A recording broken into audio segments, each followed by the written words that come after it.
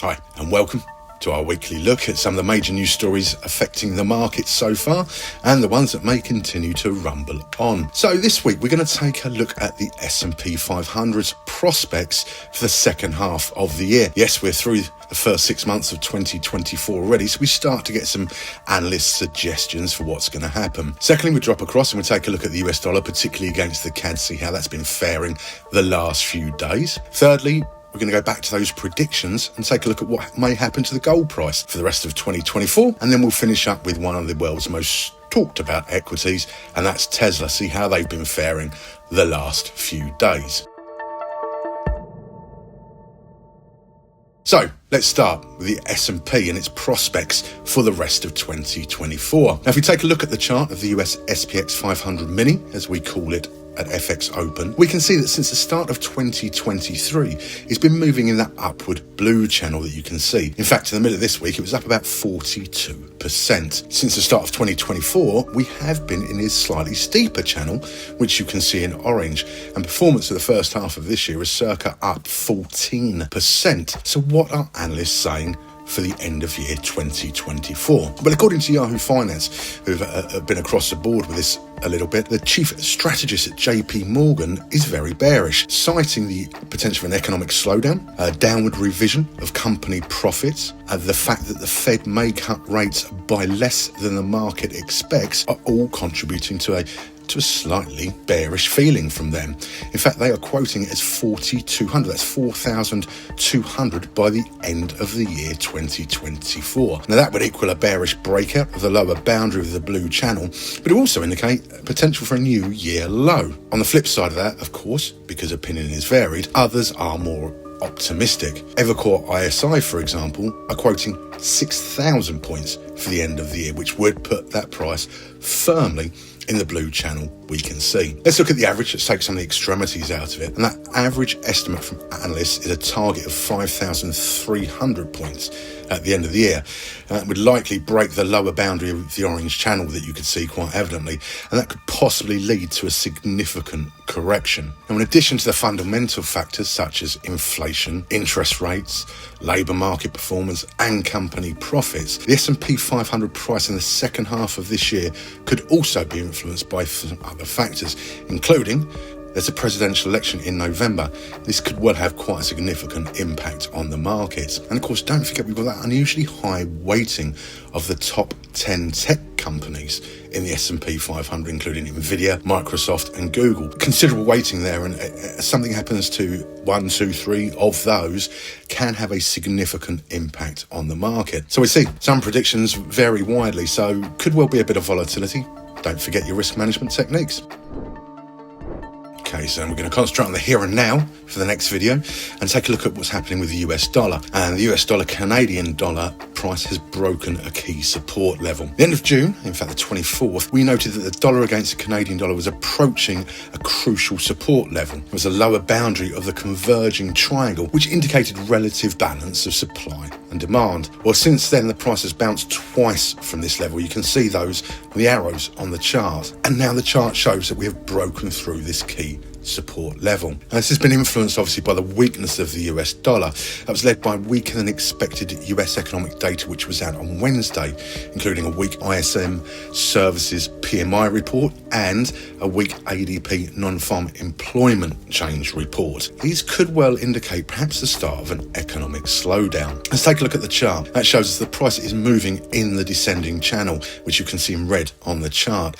And that median line you can see in there may well become the key resistance. The bulls have tried to push the price through breaking peak at 0.1, but it failed, which was a bit of a bearish sign. There was also then a sharp rise to peak 2, but that was followed by an even sharper fall, again a bearish engulfing sign. Now we could see a concentrated downward movement. It's not out of the question to the price to decline to the lower boundary of the red channel that you can see, an attempt to break through the May low at circa 1.359. It may take a couple of days or a few days for a direction to become clearer because we have the 4th of July celebrations in the US, so expecting volumes and markets to be a little bit quieter towards the end of the week. But certainly one to keep your eye on, that US dollar CAD, and obviously lots of factors coming up in the next few weeks, which will help determine that movement. Okay, and we're going to take a look at some more analyst predictions for the second half of 2024 now, focusing on the gold market. So what are the prospects for gold second half of this year? Let's have a look at its performance so far. The chart shows us that since November 2022, the price has been in an upward channel, which is shown in orange. Since the start of 2024, the price has increased approximately 12.5%. So pretty good performance. So these forecasts from the end of year 2024 have started rolling in, and we're going to take a look at sample from investing.com. Now, they've quoted the senior sustainability economist at ABN AMRO, setting a target price of $2,000 for the end of this year, so a bit of an ease off. Why? Well, they're saying that the price peaked at the start of the year, but has since then lost momentum. So saying that the anticipated easing measures by central banks have not been supporting the gold price. Also cite that the concerns about physical gold shortages, which were a factor during the COVID period we went through, are unfounded in the current market. So that fear of a shortage dissipated basically. On the other hand though, long-term forecasts are slightly more optimistic. Bank of America analysts believe the price could rise to $3,000 a troy ounce within the next 12 to 18 months.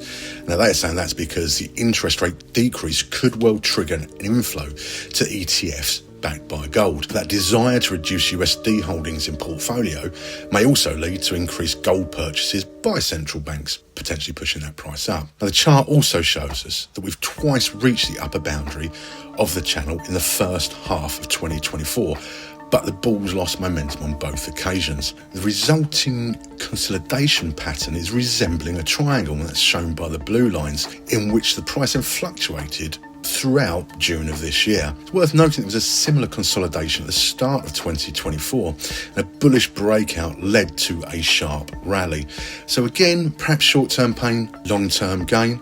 Worth keeping your eyes on this market. Obviously, it can also be influenced by geopolitical concerns and other aspects going on in the world. So don't forget your risk management techniques, but could well be an interesting few months for gold.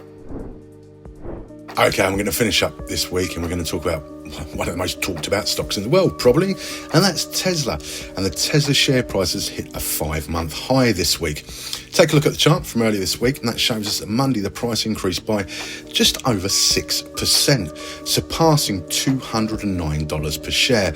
That's the highest since the 24th of January 2024. And in fact, the last couple of days has pushed slightly higher as well. So why? Well, second quarter sales data is expected to show a decline in sales, but not as bad as it could have been, or we thought it would be just a few weeks ago. Analysts surveyed by Bloomberg estimate sales of 440,000 vehicles. That's down 5.8% year on year, but again, slightly better than predictions we were seeing before. And justifiable factors, potential or understandable factors, shall we say at least, which include a suspected arson at the Tesla factory in Berlin. Obviously, ongoing investigations there. Certainly concerns about the changes in supply chain due to attacks in the Red Sea. We know that's affecting many industries across the world, with container ships either under attack or having to take a much longer route to bring goods to market. And also, Elon Musk announced, I think it's back at the end of April, a 10% reduction in the workforce. So those factors seem to be understandable, but we could be seeing,